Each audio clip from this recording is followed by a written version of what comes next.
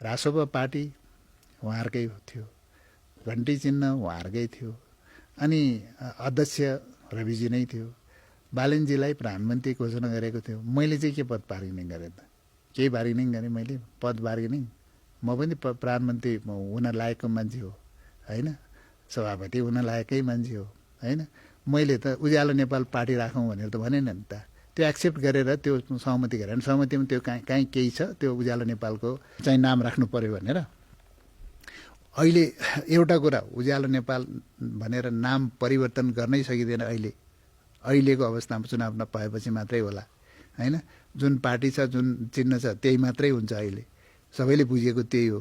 त्यो परिवर्तनै गर्न नसक्ने चिज हामीले चाहिँ बार्गेनिङ गरेर पाउँछ र भनेको। पुरानो पार्टीलाई रिप्लेस गर्नुपर्छ, नयाँहरू आउनुपर्छ भने आम पब्लिकको चाहनालाई मर्न दिनु हुँदैन।